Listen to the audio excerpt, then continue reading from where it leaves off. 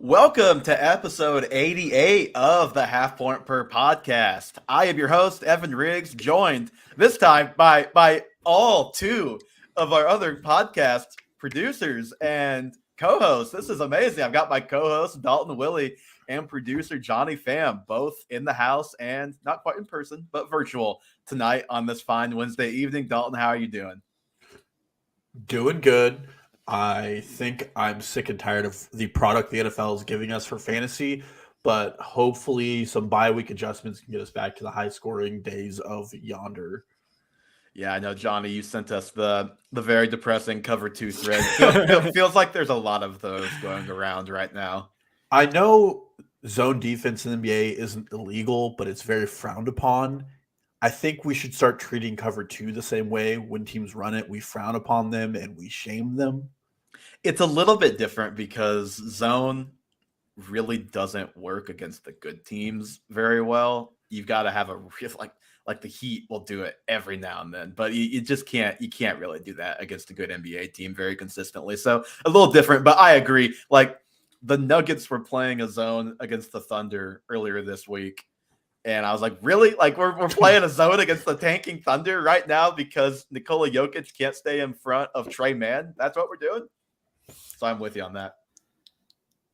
Little basketball talk there. Also, to be fair, the good teams are doing well against cover two. And when I say good teams, I mean the two in the Buffalo Bills and the Kansas City Chiefs. I was going to say, what do we have, like 3 or 4 good teams right now? But our job today, Dalton, is to try and find the best players on the good teams and, of course, even the bad teams, because we are re-ranking the top 24. Just as I pull up a sleeper mock draft, and it has the pre-draft rankings. A lot has changed since before the season, and this top 24 is going to look much, much different than before the season, obviously. But first, a couple of news items before we jump into that. Jameson Williams, we've been pumping him the last couple of weeks on the waiver show, so thought it was worth mentioning that he's going to be out at least another month, is what Dan Campbell basically said today. Now, that would be invitation for DJ Chark to get back in the picture and be involved, but DJ Chark on the IR. So I think we're going to, one more time for Mr. Chark, play the full drop before we officially put that one to bed until next season. Hey, this is somebody you guys don't tend to enjoy. His name is DJ Chark.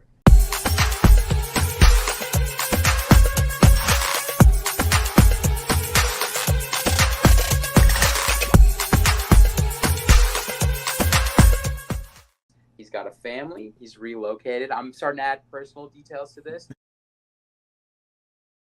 I think DJ Chark is going to have to relocate next year because Jameson Williams will eventually be back. I'll be curious if we learned anything from his gameplay in the last 6 weeks. Dalton, any takeaways you want to get off your chest from all that? He's got a family, guys. The actual news of the weekend bleeding into the beginning of this week is Breece Hall, very sadly, tore his ACL. He is out for the season. And of course, there is fantasy fallout to that, even before the trade, because we have Michael Carter, who was a top 24 back if you looked at very early rankings, like pre-NFL draft rankings coming into the season. And then Breece Hall arrives, and Michael Carter is kind of an afterthought pretty quickly into the season. Now, Michael Carter, very much relevant, and James Robinson, who was starting to become irrelevant in Jacksonville, now probably pretty relevant again. Trade to the Jets for, I believe, a conditional 5th-round pick or a 6th-round pick that could turn into a 5th-round pick. So, Dalton, what are the fantasy takeaways from obviously the Hall injury and now the trade where we are left with the backfield of James Robinson and Michael Carter?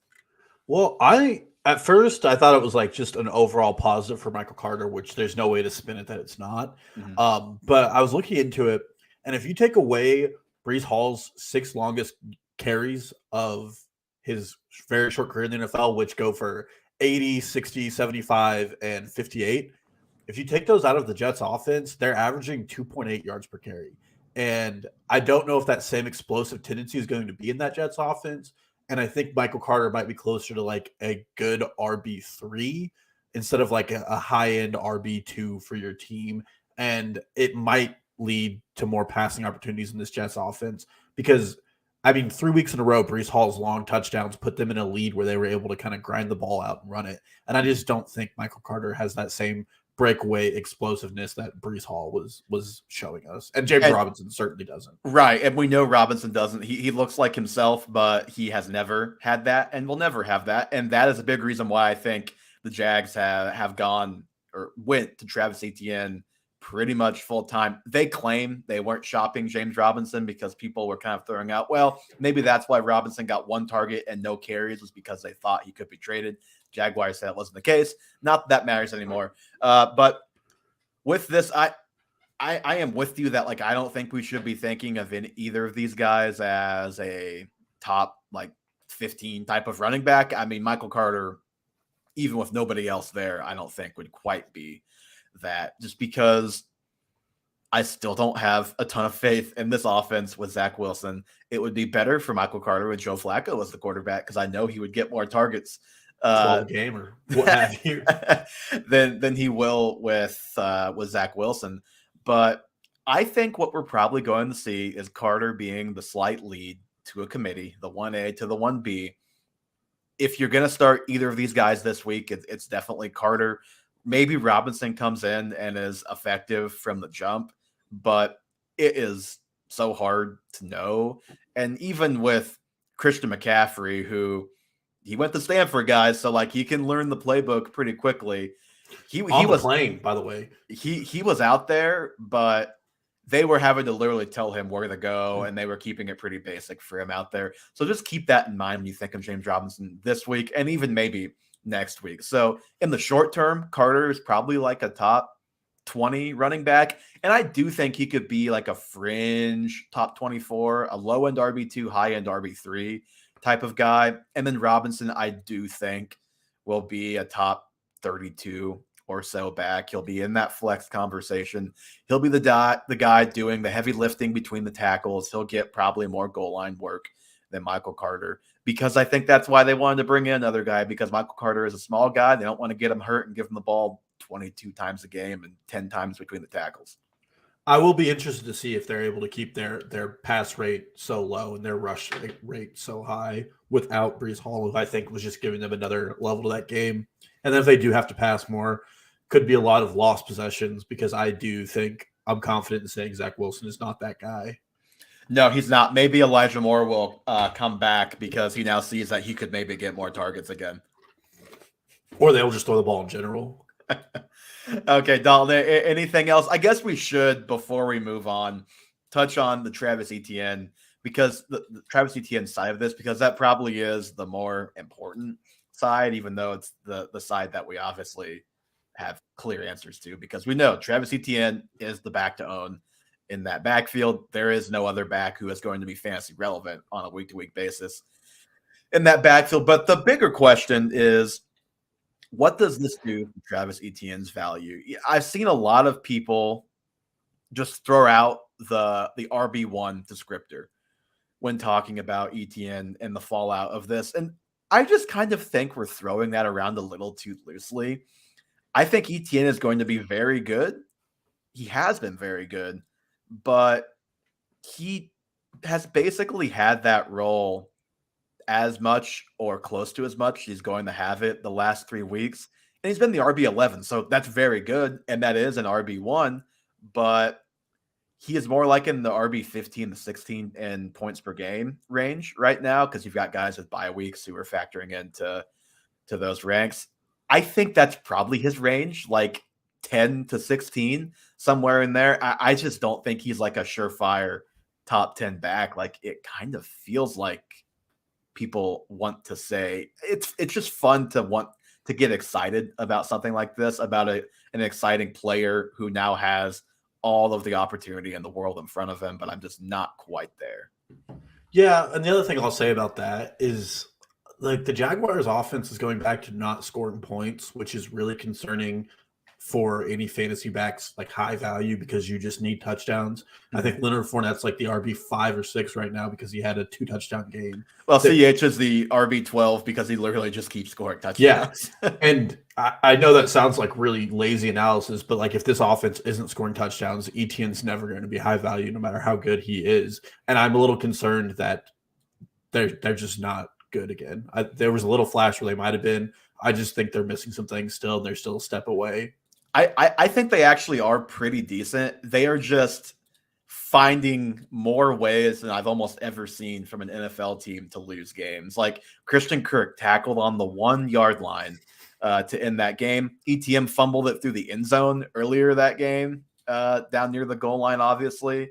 There was a play where ETN, did you see the double pass play that they run? Where if ETN just literally doesn't slip, he probably gets 40 yards at least on that play. They had it blocked up real nicely in front of them. And then there was another play, like a reverse to, I can't remember who, where I don't even remember what happened, but he got like, it was actually right before they got stuffed on the QB sneak because it was like, how did he not get that first down? And then they ended up not getting the first down and turning it over, and they lost the game by 6 points after all that. So I think Los Angeles Jaguars, they kind of are like the Chargers of the South right now. Okay, but do you still agree though that he's probably like a top 10 to 16, like he's going to be in that 10 to 16 range? He's just probably not in that top 10, like that truly elite range, or are you even lower on than that? I think that's a good area to slot him into. Until I do want to see whether or not Snoop Connor or JaMychal Hasty work into it before I'm even willing to put him in that top 12 range, just with the possibility either of those guys get some more work. And they probably should. ETN he's bigger than Michael Carter, but not by a ton.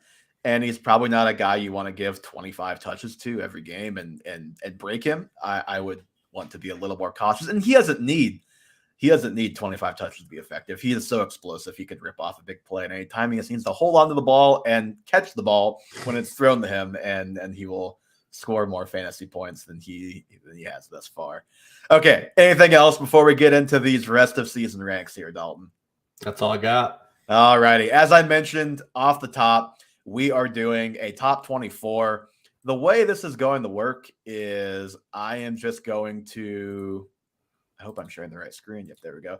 I'm going to share a sleeper draft. We're going to keep track of it on here. Dalton and I are going to go every other and pick, and we're going to have a top 24 at the end of this. If you're listening, check your show notes. Johnny will make sure that the full list is in there, and you can go and look at that, since you obviously can't follow along on YouTube if you're listening on the podcast app. And Dalton, you've got number one pick. You wanted it right. I had just mixed that up. You wanted number one?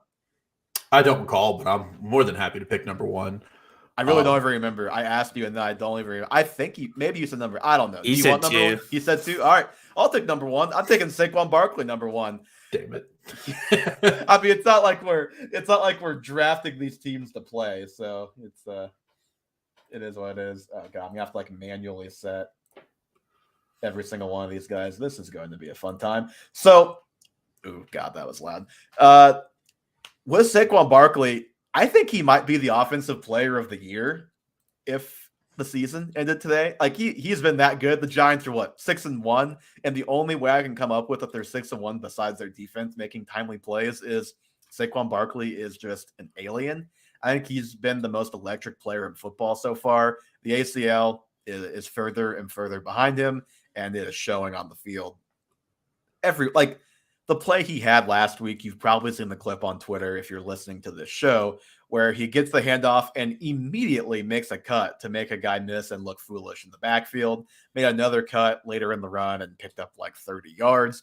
He's been above 80% snap share in all but one game. He's approached 30 touches a few times, top 70 yards every week of the season. He's been over 100 scrimmage yards in 5 of 7 weeks. He only has 4 rushing touchdowns. That could go up, and he even had, he has more room for improvement there. So I just think Saquon has been as good as it gets so far this season, and there is even still room to improve. Yeah, to start the year in May, Saquon was a 5th round pick on Underdog, and I hope a lot of you have cashed out on that. And I mean, at one point, this team was running Wildcat because they were out of quarterbacks 3 weeks ago, and Saquon was still being efficient with his touches.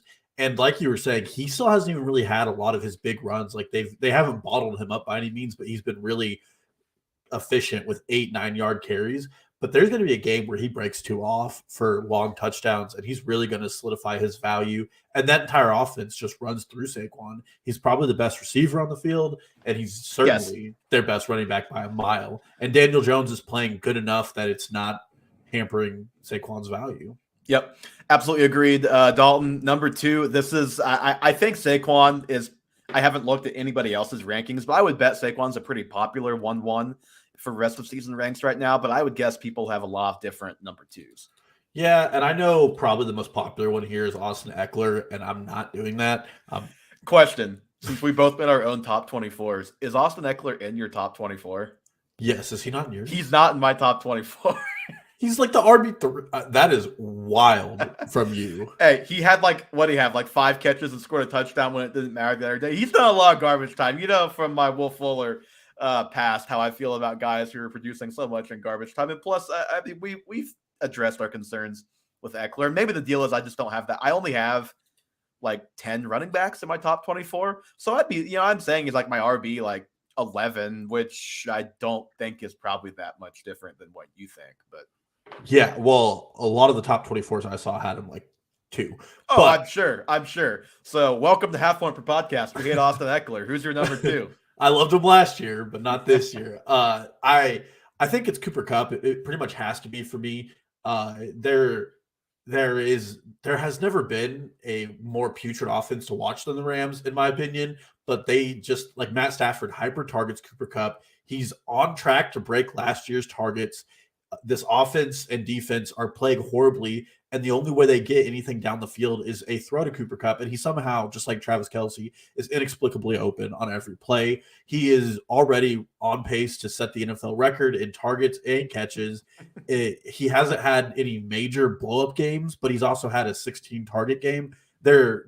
He's one game away from like 170-yard touchdown where he scores 40 fantasy points because Matt Stafford will not look anywhere else. And if you're in a PPR league, I probably put him at number 1 because of the opportunity for him to catch 15 balls in a game. Yeah, if it's PPR, he has a real argument. I have him at 3, but I think the argument is obviously very sound. I have 2 and 3, I think, are a coin flip.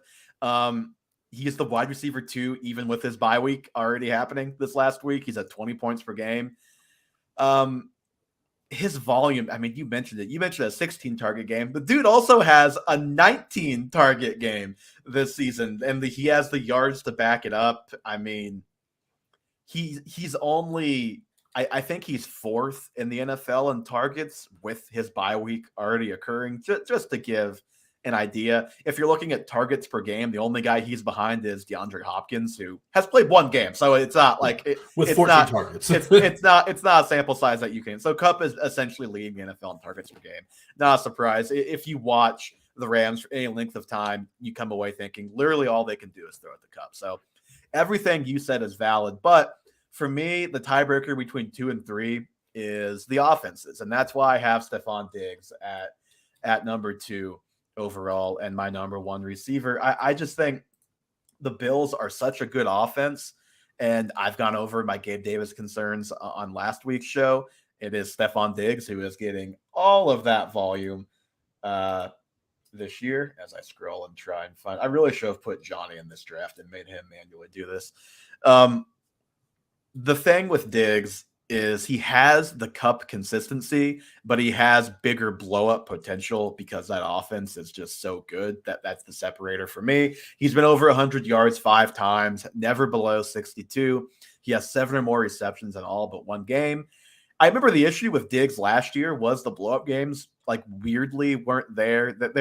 And it wasn't really anything specific. It just sometimes doesn't work out. Touchdowns are random, and just sometimes it doesn't work out. But he's already had multiple blow-up games this season. He is the wide receiver 1. He is at 21 points per game. He has been awesome. I expect him to continue being awesome because he is great. The quarterback is great. The offense is great. You cannot go wrong with either of these guys. But I think Diggs is as safe as it gets at receiver the rest of the way. Yeah, I think the differentiator for me was just Cooper Cup's target volume is insane, and I kind of like that safer floor. Not that Diggs disappears, but his Baltimore game wasn't, the best game you want out of wide receiver. Yep. For me at 4, in spite of the trade and everything else going on around him, I think it's actually one of the few times you see a running back get traded and you feel better about it. But it is, like Evan put on our list, Christian McCaffrey. He's my 4 as well. Great. I think the situation's a huge increase. I think even if his volume goes down, the quality of touches is going to increase. He was featured in a pretty good role for being on that team for 3 days, as they would not let us forget about on Sunday. He came out of it with 12 total touches. He looked pretty good in those touches. Kyle Shanahan, especially post-bye, is going to be able to integrate him more successfully. I, like everybody else on this planet, am excited to watch them put McCaffrey into the slot and motion Debo into the backfield and just see how defenses handle things like that.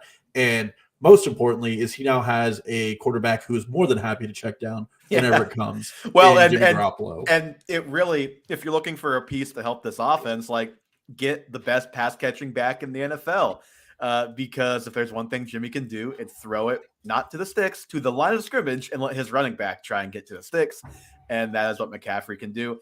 I think so. For me, I feel pretty equal about McCaffrey now as I did before. I just think the way he gets there is going to look a lot different. It had to be volume in Carolina because their offense was so bad. He had to have 8 catches a game to truly lift him to that top 2, 3, 4 player.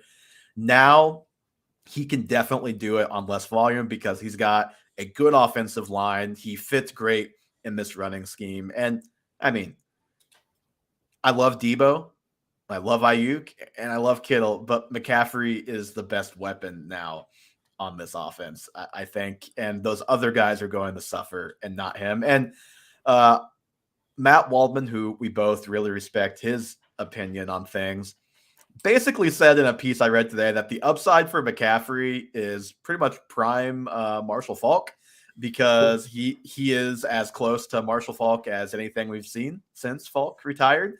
And now he's in a good offense, not as good as the Rams back in the day, but you get the drift. So I think that upside still has to be baked into the rank as well. So 4, honestly, like because of that, might feel a little bit low, but it is a new situation with a lot of very talented guys. So I think 4 is about right. Yeah, and the last thing I'll add is this is kind of like Saquon Barkley coming into the season where there's so much talent there. He's just going to outproduce where he's at right now.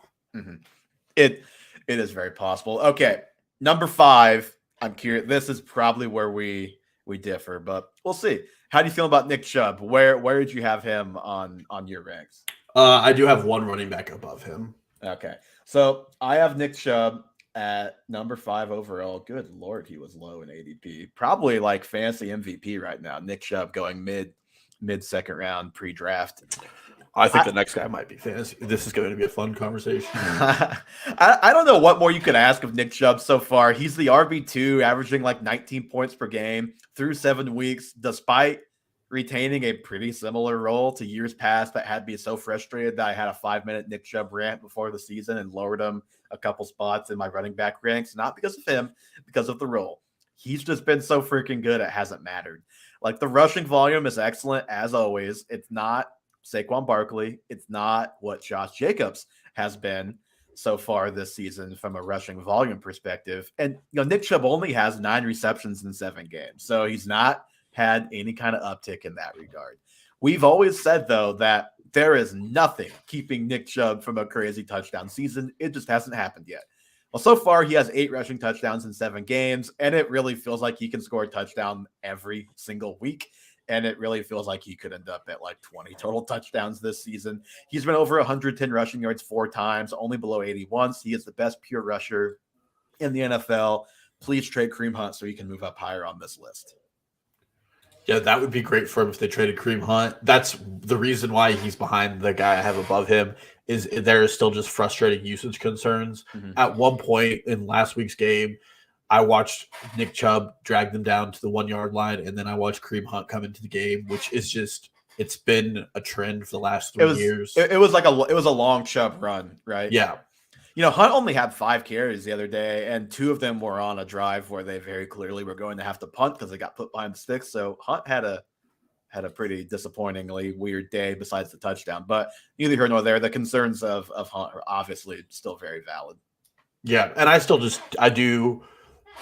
know Jacoby Brissett will eventually not be the quarterback, and Deshaun Watson will be there, and he is better than Jacoby Brissett. But I'm not really too willing to give this offense a major bump with Deshaun Watson having not played football for so long. And I know it was preseason, but his one preseason game, he didn't complete a pass. Yeah, I was gonna say I kind of need to see it. Not that I don't think he probably will be good, but before, like you said, before we give a huge bump to this offense, kind of need to see Watson come back and be really good because it was pretty bad in the preseason. Okay, so your number 6, is it the next running back, or are we going? It is the next running back. It's Josh Jacobs. Really? I can't believe you have Josh Jacobs higher than me. This is unbelievable. I know. That's why I was surprised I had him this high. He leads the NFL right now in carries of 10+ yards, which is a great metric just for evaluating future fantasy performance. His first 3 weeks were lackadaisical. They weren't the greatest, but those were the only 3 weeks he saw under a 70% snap share. He has clearly eclipsed whatever Brandon Bolden may be in this offense. And I think that's just really important for the pass catching upside. He's on pace for 57 receptions right now. Yeah. And you add that with like the big play potential we've always thought Josh Jacobs had coming to fruition. I'm really excited that this offense can continue to do it. Coming out of the bye, he's still RB4. He has 3 straight games of over 25 points, 2 of them over 30 points. He's been over 140 rushing yards in every one of those games too. Yeah. And I mean, he still gets Jacksonville and Seattle and the Chargers, all 3 teams that have horrific rush defenses. Yep. I really like the idea of what he could be this season. Despite all of the offseason chatter, his 5th year not getting picked up. They draft another running back to come in there. Josh McDaniels is our running back by committee king coming from New England. And despite all of that, he's overcome it. And the panic of Josh Jacobs weirdly getting carries and whatever. In the Hall of Fame game. Yeah, the Hall of Fame game. So this is kind of why the crutch argument thing is just a tough way to make a living before the season, because you could have made the argument that he's getting phased out. You could have made the argument that they're going to run him into the ground. And so far, they are taking the latter approach. They are running him into the ground. I will say my one concern is I would like them to give him the ball a little bit less, because this has been a guy with injury concerns his first couple of years, and concerns like the type of injury concerns that have really torpedoed fantasy teams, because he oftentimes plays through those injuries and does not play well and will hurt your team because you feel like you need to start him when he's out there. So that's really the main concern for me right now is let's keep this guy healthy, because he is having an awesome year. And I know the Raiders have major cap issues right now. I am still curious if they regret not picking up that option, but hey, I'm happy to be the lower of the 2 on Jacobs. He's been my guy since the inception of this podcast. And at number 7 here, I'm going back to a receiver. I'm going Justin Jefferson. It was a little bit uneven to start the season, but he's back to wide receiver 5, even though he's already had his bye week and had 2 bad games. He has been that explosive in his other games this season. Speaking of 140, he's been over 140 receiving yards 3 times. Like, there might not be he and Jamar Chase or 1A, 1B as far as just explosion from a fantasy football perspective so far this season, with Tyreek Hill being like right with those guys as well. But not much to say on Jefferson. It's pretty much all the same stuff we touted for him before the season. He's awesome. The situation is pretty good. Could be better, but pretty good. The team is passing the ball more, it seems like, this season, and he is one of the best 3 receivers in the NFL. Yeah. And, the only annoying thing about it is like he seems to disappear in a couple of games. And I think the disappearing acts are directly due to quarterback play. Mm-hmm. And it's the only reason Kupp and Diggs are above him on this list is his quarterback, either 1, in Stafford's case, doesn't over-target him to a fault, or 2, isn't Josh Allen and throws absolute deep bombs that are beautiful. And that's what's frustrating. I think he's still close to on pace to breaking the receiving record this season, despite 2 games under 80 yards. And I mean, it's just going to be more good days for him. I hope Kevin O'Connell continues to move him in space. I know a couple of weeks we've kept him out of motion. Yep, definitely with you. Who's your next guy? And I thought about this one hard, and I might have him a little higher, but I took Travis Kelce at 8. Wow. Right now, he's 10 overall in scoring in out of all players. That includes quarterbacks. And there's no positional advantage right now in fantasy football higher than the one Travis Kelce is giving you. He's the only tight end to not have a game in single digits in PPR scoring. Obviously, he has the 4 touchdown game. The Chiefs offense runs through him, and Patrick Mahomes trusts him in all of his situations. There's such a large advantage in fantasy football to starting a tight end and outscoring your opponent's tight end weekly and knowing that that's a start and forget. I just don't think you can get that advantage out of any other player. And for him to be, I think he's the wide receiver 3 in scoring right now. If you just do that, granted, actually wide receiver 2 overall, wide receiver 4 in points per game is where he would be at right now. So, I mean, I still think even without, if you put him at wide receiver, he would be up here. I think the tight end moniker always pulls him down a little bit. And this Chiefs offense, if they come out of the bye and they look like they did against San Francisco, having the number 1 pass catcher on that could be really valuable going into the rest of your fantasy season. I have Kelce a little bit lower. I have him at 15, but I think this range of like basically 8 through about 15 or 16, I'll say 8 through 16 is very close. I would be fine with almost any order, quite frankly, in this range. I think the only potential knock on Kelce is we've started to see the receivers get more involved, the MVS and Juju and McCole Hardman, and Sky Moore probably still to come. Maybe Kelce takes just like the teeniest of steps back because he's been unreal to start this season. I mean, he's at 30 more points than the tight end 2, Mark Andrews, right now. Maybe the receivers get more involved. Kelce can take just a tad bit of a step back, but that's really it. Like Kelce's awesome. Not a whole lot more to say there. And then number 7, I knew that number 7 on my list, number 9 on here. I knew I was going to be higher on Jonathan Taylor than you. I just knew it based on our bet. I still have Taylor at 7. I know he's been one of the biggest disappointments so far. If you drafted him at 1, you have not been pleased. He had a great week 1, and then he is either because of injury or just not playing great, has not given you the weeks that you drafted him for. Last week, when his first week back from injury, he goes 10 for 58 rushing. He had 7 receptions, but it was for a very Najee Harris-like 27 yards last week. So I just have faith in the player. I know the Colts are in flux right now with Sam Ellinger now at quarterback over Matt Ryan. I just don't think it can get much worse than it was for this offense. Maybe I'm more concerned about it from a Michael Pittman perspective than a Jonathan Taylor perspective.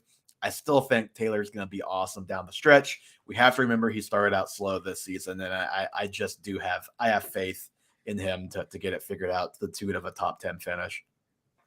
Yeah, I have him down at 16, so I'm definitely lower than you on him. Part of my concern with Jonathan Taylor is there's nothing here to help him out right now in Indianapolis. His offensive line is playing as a bottom 20 unit right now in the NFL. Pass blocking's bad. Maybe Sam Ellinger is an improvement over Matt Ryan, but it's just really hard for me to envision how that works out in his favor. Never going to knock a guy on the injuries, but they could just put 8 guys in the box right now and dare them to pass the ball, and they're not getting it done. A lot of mental mistakes from every receiver not named Pittman on this team. The Colts are second in the NFL in drops right now, and I think all of that just leads to teams really game planning for Jonathan Taylor. And Frank Reich has just not been able to get him going either. Those are really where my concerns land. Not knocking the talent. I think there are other talented players I'm probably taking over him, which leads me right into my 10, which is very obviously Jamar Chase. Kind of a frustrating season, to be honest, if you're a Bengals fan or if you're a Jamar Chase owner. It's been so incredibly up and down for this team, and he's incredibly talented. We saw what the high-end upside of this team is last week, where Joe Burrow goes absolutely insane.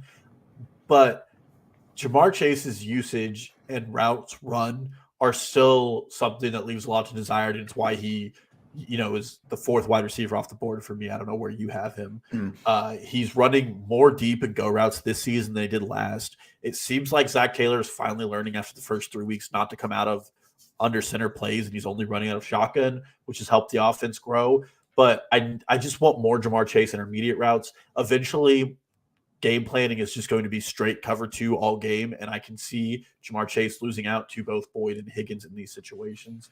And I still have some concerns, but definitely still a very talented player, and I'm still taking him highly. I think he's just going to be more sporadic than the 3 we have in front of him. Yeah, and I have him in 11, and the reason why I don't have him higher is pretty much all of the same stuff. You mentioned it's been frustrating. He's had 3 blow-up games and then 3 games where, you'd be fine starting him, but as a flex, not as a top 12 overall player, which is what you drafted them for. So it's been up and down. They've been great the last 2 weeks. He's been great the last 2 weeks. But it's the Falcons. It's the Saints. I love seeing them play well because it was so bad that you just wanted to see them get back on track. But I don't have total faith that they have rediscovered last season quite yet. So that's my hesitance with Chase as far as having him higher than this. But I'm with you. He's one of the best receivers in the NFL. And Joe Burrow, even though he has struggled at times this year, is still a very good quarterback. This offense should be good. And the other thing, you mentioned Higgins. Higgins has had kind of a similar start to last season where he was banged up and in and out of the lineup, and it's been that this year too. So if Higgins can stay healthy down the stretch this year like he did last year, perhaps he eats into the Jamar Chase workload just a tad. So I'm with you. I love Chase, and I like him at about this spot as well. And I've got his teammate, Joe Mixon. I actually have him ahead of Chase, but I have Mixon as our next guy on the board here. And I had Mixon as a regression candidate last week. He goes out, has, I believe, 75 to 80-ish total yards, scores a rushing touchdown.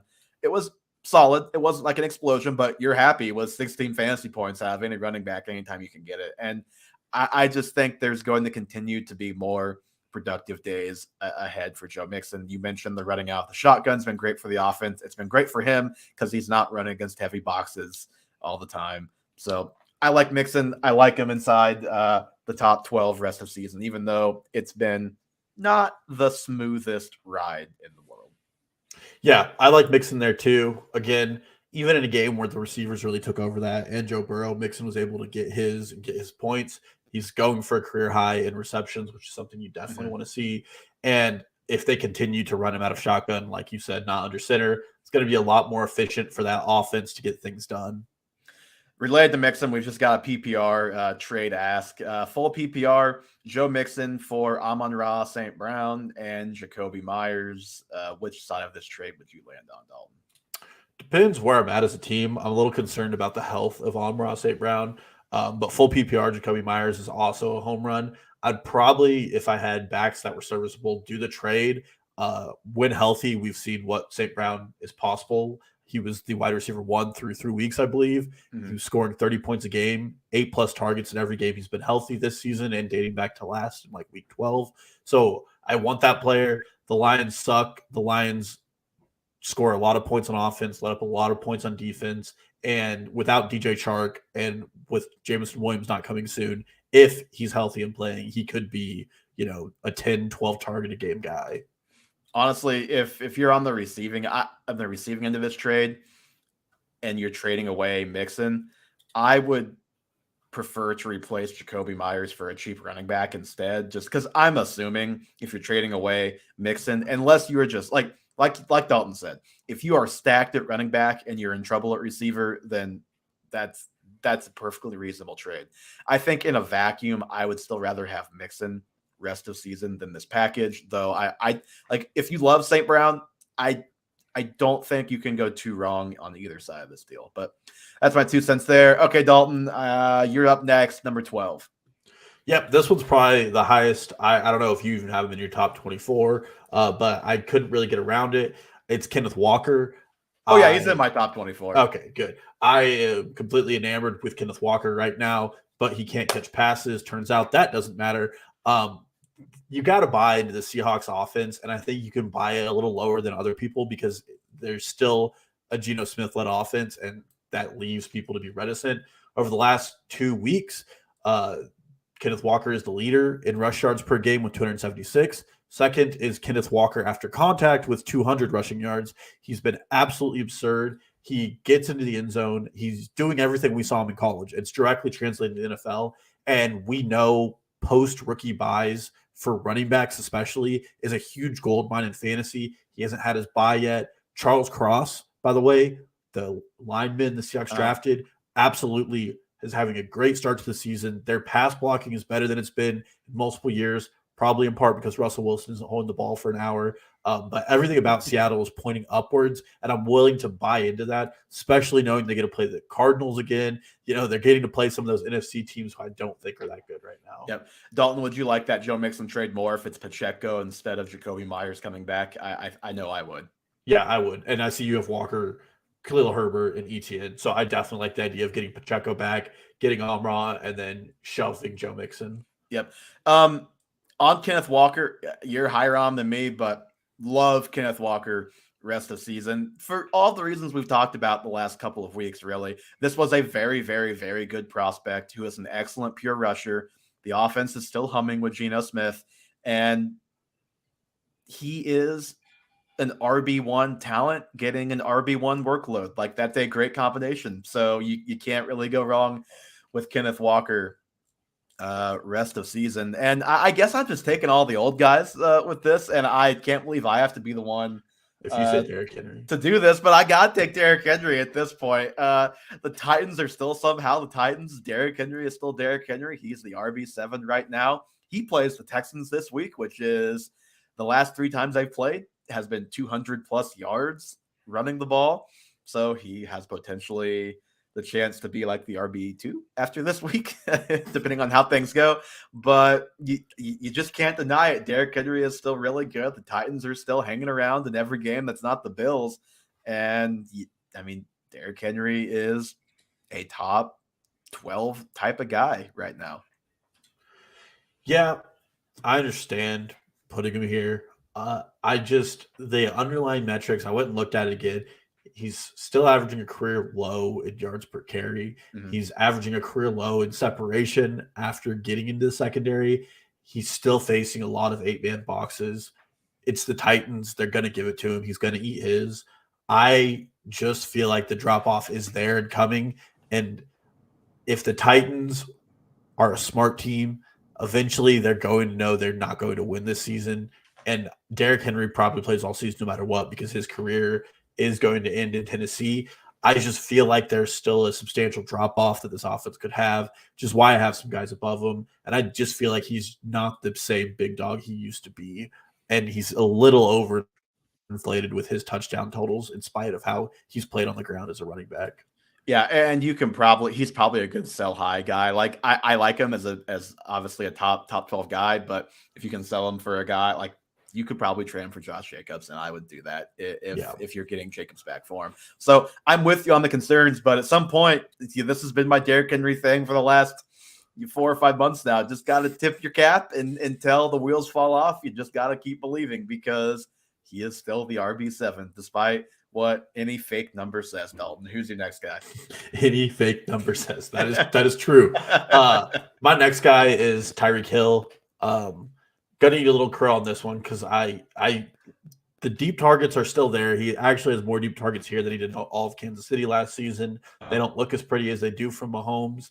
He is 4th in the league in receiving yards, 4th in the league in receptions. He's getting targeted all over the field in every way. They're using him exactly how you want an elite receiver to be used. He has 10 or more targets in all but one game, and he only has 2 touchdowns right now, and he's still the wide receiver 3. Yeah, I feel like it's still early in the year, and I still have a lot of questions about this Miami offense. They've managed to keep the ball moving. They've managed to make it work with Waddle and Hill. And Hill's definitely the guy outperforming Waddle. Hill's performed with 3 different quarterbacks. It's very clear that Mike McDaniels knows what he has, and he's willing to use him however he needs to get the ball to him. I can see people justifying him being even higher because that low touchdown total definitely is going to probably have a positive regression in the second half of the season. Mm-hmm. I am still scared ranking him this high. I don't know about you. I'm just not really I watched the Dolphins play, and then I look at the box score after, and I'm like, I don't know how these two add up.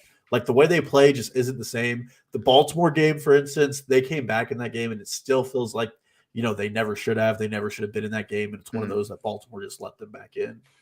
Yeah, I mean, I have Tyreek Hill a little bit higher than this spot still, and he's just so good, man. Like I talked about it with Johnny last week. I wish you were here to let me rub it in your face how good he's been last week. But if you want to buy Tyreek Hill, this is probably your last chance before the trade deadline because he's going to play the Lions this week, and there is a very possible explosion on deck for that. But no, I think Tyreek is one of the best 3 receivers in the NFL. You said they are force feeding him the ball, and you force feed Tyreek Hill the ball, he is going to produce. No matter how you get him the ball, he's going to put up numbers.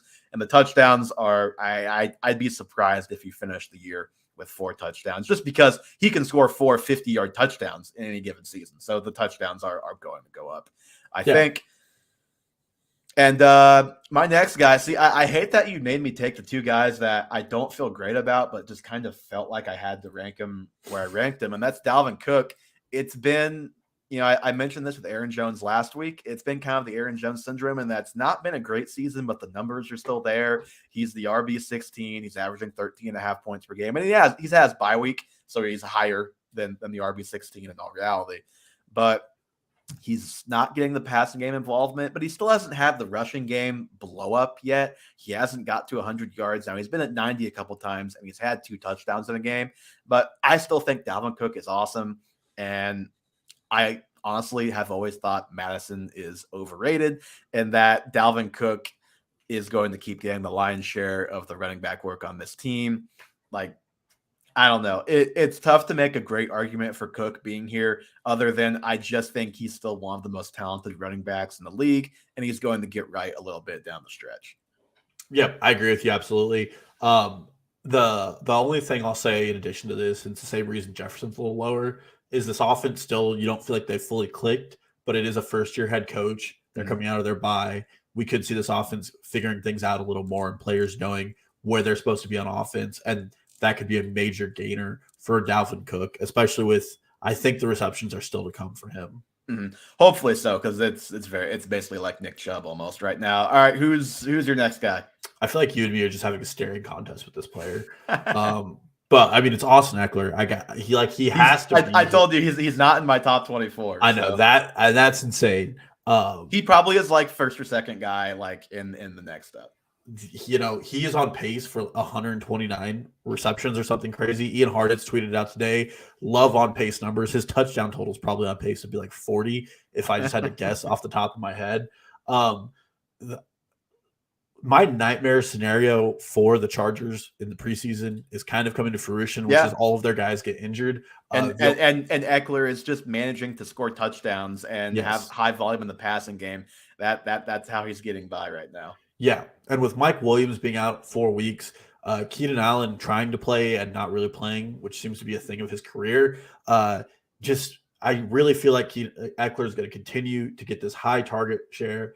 Keenan Allen, for what he is, he's not the red zone guy. Mike Williams is definitely that role. Mike Williams is going to be out for a while. I can see Eckler continuing to eat into that, and there's just nobody behind him doing the work I expected them to do. I really thought Isaiah Spiller was going to be better. Maybe in a couple of weeks, he might see some playing time, but Sony Michel is the only guy behind him. The work's there, and I hate ranking guys high who are making a lot of their living off of touchdowns, but it's burned me for so many years with Aaron Jones. And garbage time, because that is where he's gotten a lot of it too, to be honest. Well, I think the Chargers might be seeing a lot of that.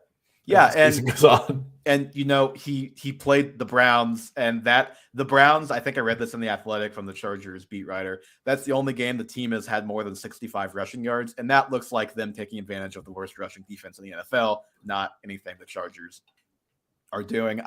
We're just having a weird day today because I can't believe I have to rank AJ Brown before you do on the board. I've got AJ Brown at 14 overall, so happy to put him here at this point.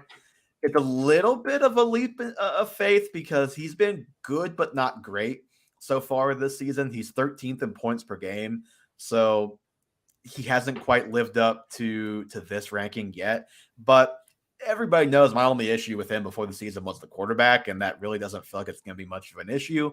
He's been solid, but we know the explosion weeks are coming with AJ Brown because they always do. He has one game of 20 points, but that's the only time he's reached 20 this year. He's only at 2 touchdowns, like with Tyreek Hill. There's a lot of meat on the bone for one of the most explosive players in AJ Brown. I think he's going to have a big rest of the season. Yeah, I agree with you. Concern for me, and I had him ranked pretty highly too. I had him at 16, so it's not like this is basically right where I wanted him. Mm-hmm.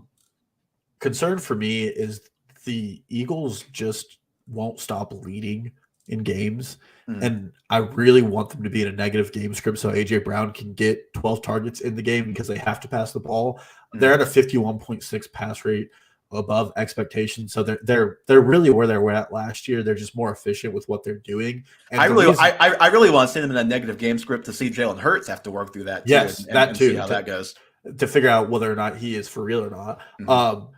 AJ Brown's definitely going to get his, like you said, the touchdowns haven't been there, but the targets have. He still leads the NFL in a lot of those underlying metrics. He's separating like everything else. Watching what they did against Micah Parsons with Dallas was really fun, where they just rolled AJ Brown out, and then Jalen Hurts would let Parsons come after him, and then they would just lop it off to AJ Brown. That's how he scored his touchdown. I like how they're using him, and Devonta Smith is a great compliment to him too. That gives him some good opportunities, and he's doing that thing where some of the catches he makes on the sideline are insane. So absolutely agree with you. I love him here. Definitely think he still has that overall like top 10 upside to finish the season. All right, we can start zipping through these to get you out of here on time, Dalton. Who's your next guy up? I went with Devontae Adams. Raiders suck. Derek Carr throws the ball. Their defense can't keep up. I mean, what he did against the Chiefs is exactly what you expect out of Devontae Adams. He gets single covered. They throw him a deep ball. He catches it, scores a touchdown. They're doing what you want them to do with him. He's still one of the most elite talents. The only reason he's behind the rest of these guys is his quarterback's probably worse than everybody on this list, except for maybe Tua and Jalen. But I think Hurts has proven to be better than Carr so far this season. I think Devontae Adams' 2021 MVP trophy might be in UPS somewhere. Johnny, can you check on that? Can you see if Jalen Hurts if Devontae Adams' MVP trophy is in the mail from last season? He put a thumbs up. He's on it. He's not getting the crazy volume that I would have expected, so maybe that changes and helps him out a little bit. But he's still over 100 yards 3 times, and he was 95 last week. For my money, still one of the best receivers in football. He's the wide receiver 6, and there is nothing unsustainable about that. If anything, I wouldn't be shocked if he actually outperforms our rank a little bit of him, because the volume could go up.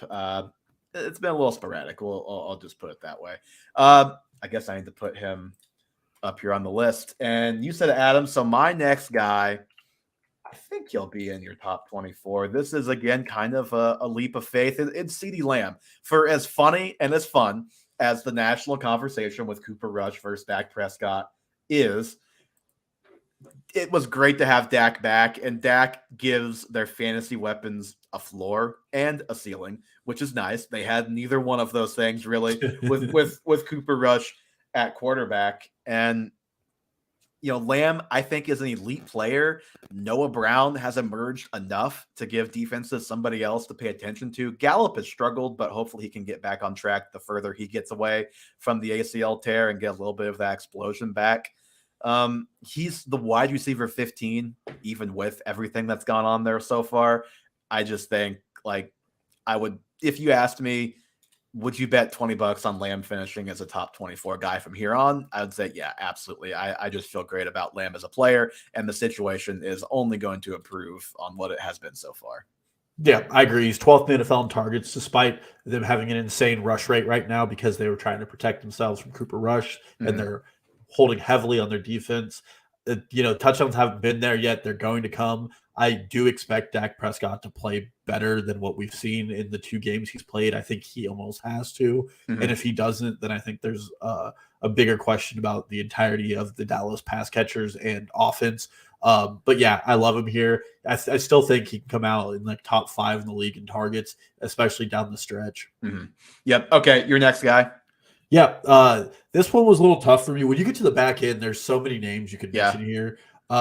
I ended up going with DeAndre Hopkins here. It's only a one game. Oh, he was not on my list. It's only a 1 game sample size, so it was tough for me to fit him in here. But I listened to a little bit of the Underdog Show, and they talked a lot about how Cliff was not just lining him on one side of the field and having him run the same routes. He's moving. They played him in the slot pretty frequently last week.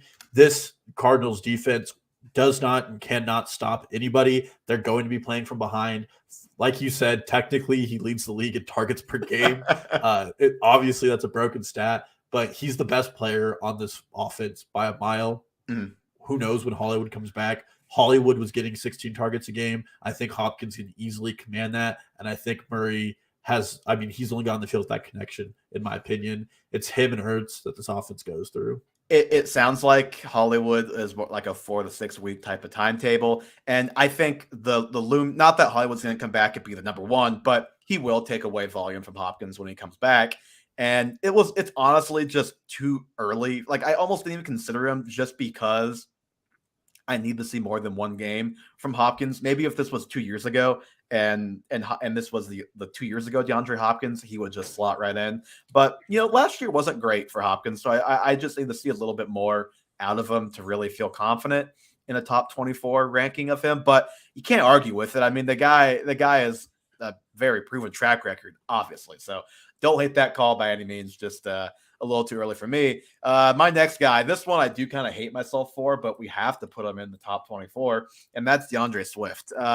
This is his stat line or his ranking is looking a lot like Christian McCaffrey from the last 2 years. When you look at season-long rankings halfway through the season, and you say, well, he's the RB38 despite only playing 3 games this year, and he's averaging 16 points per game. He is 7th at the position in points per game. Like, just wait till he comes back healthy. And he's actually 6th in points per game if you take out Gus Edwards 1 game. So it is troubling to me that he didn't play after the bye when it seemed like they were like, oh, we're waiting until the bye. We're going to give him that as rest. And then he's going to be back. And then he wasn't back. But this is still like Swift, if he were healthy, he would be number 5 on this list. Like, he was off to an electric start. And just hope he can get healthy because he's an awesome player. And I just feel like we have to have him on here because he's been that good when he's been out there. And I just hope he's out there. That's really all you can say about him at this point. Yeah, I didn't actually have Swift on my list, and it was strictly injury concern, and I'm a little confused about what his status is. Like you said, the post-bye, him still not playing is very concerning to me, and I don't really know how they're handling it. And then I couple that with the fact that it seems like they're willing to let Swift do the Nick Chubb thing where he gets to the 2-yard line and they're like, all right, Jamal, like, you're going to come in and take this over. Maybe that won't happen now that Jamal literally dropped the ball on the 1-yard line. But I say that a lot. I think Kareem's cost the Browns a couple of times. It's still him. It's funny. Dan Campbell said you can't play for us if you fumble the ball, and like his starting quarterback and starting running back both fumbled the ball last week. So I'll be curious how that one works out. We've got 3 more guys left and a lot of talented guys not yet on this list. Dalton, who do you have next? So I didn't want to put any Bucks here, but like rest of season, I almost had to expect this offense to get better. And I think if I were to do real rankings, Mike Evans and Chris Godwin will probably be right next to each other. I chose Chris Godwin. Me too. And that is like exactly my thinking too. Okay. I think I would have Godwin like 22, 23, 24, something like I think I have Godwin 22. And I think Evans is like literally 25 for me. So like not right next, but very close. Yeah. And last week was very disappointing for this entire offense. Mike Evans should have had 14 more points with that touchdown he dropped. And Chris Godwin had like 13 targets and like 30 total yards or something. Only Tyreek Hill has more targets than Godwin since he came back from his injury. Yeah. And he's obviously getting hyper targeted in this offense. It's Tom Brady. I do believe they figure it out. I do believe they get better as the season comes on. And I'm willing to bet on the upside of the greatest quarterback of all time and Chris Godwin, who is his safety valve on this offense. Yep, he is the one guy that you trust to work over the middle. He's almost 3 points per game under his expected fantasy points per game right now per player profile. He is 34th in points per game, 14th in expected points per game. So that makes a big difference. 3 doesn't sound like a lot, but it's a lot. 0 touchdowns for him so far this season. I know he's missed time, but still, like, you would think he'd have more than 0 touchdowns. So I think there's a lot of regression coming for him in a positive manner. An explosion, in fact, is probably coming pretty soon for Chris Godwin. So I'm in on putting Godwin in these ranks. And then, I got to get Kamara in these ranks. For as frustrating as Alvin Kamara has been, just curious, is Kamara in your rankings? No, this is going to be a wild end to this podcast. So as frustrating as Kamara's been this season, I just think you have to hang in there knowing it's going to get better. He has 0 touchdowns on 101 touches this season. Like, just absurd. And it just feels like the Saints are inventing new ways to avoid letting him score a touchdown every week.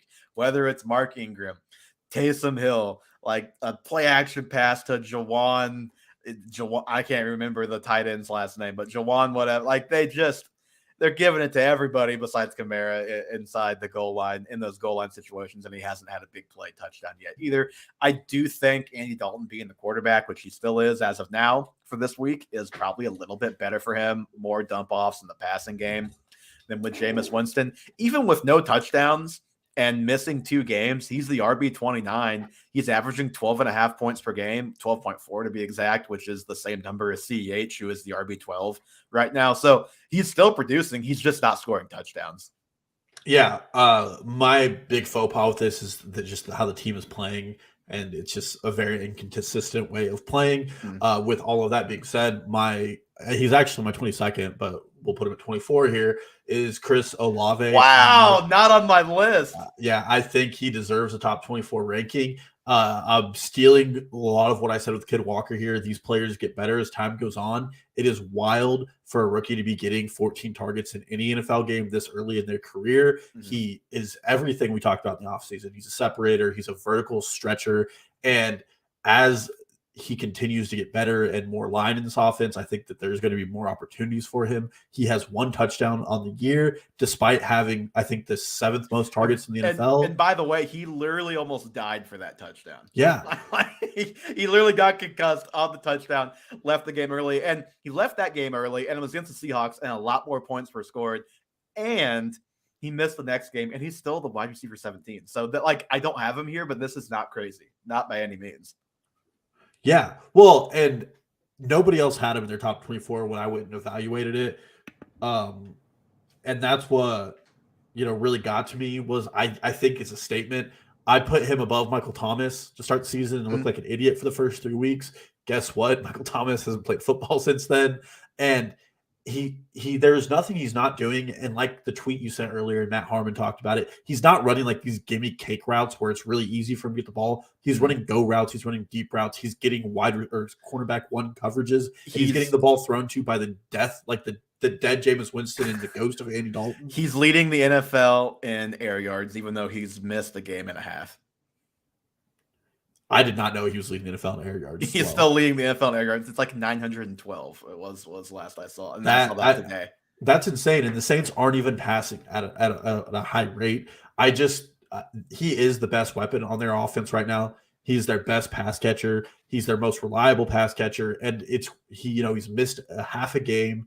I don't see how post-bye we don't see like a Chris Olave explosion in one of those end of seasons we saw similar to Amon St. Brown, where all of a sudden he's getting 8 really solid catches a game and not these like go deep balls that he's fighting for his life to catch. Yeah, and truly, if he starts scoring just a few more touchdowns, that alone would do it. He's been double-digit points for the last month, even with getting injured in that one game. So yeah, I love the call.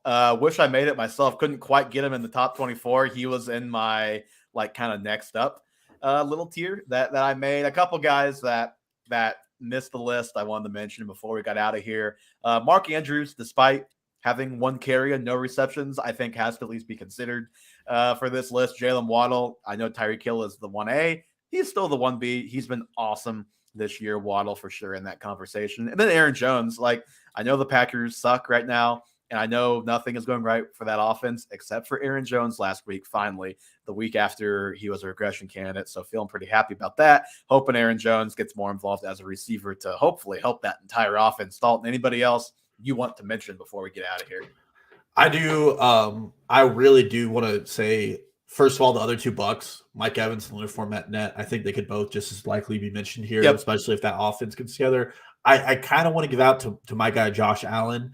Yep. Like, if there's ever been an argument for taking a quarterback in the top 2 rounds, it might be this year with Josh Allen. His lowest game is 23 points, and he's cleared 30 points 3 times. Mhm. Like, the matchup advantage he's given you is insane. He basically won people a week and a half against the Steelers. Like, it is really hard to replicate that with anybody. You know, Jackson's had a 10-point game. Mahomes had an off game. Jalen Hurts has had one game where he wasn't a QB1.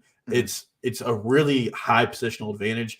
I would probably take him over like some of these guys who fall in the next round.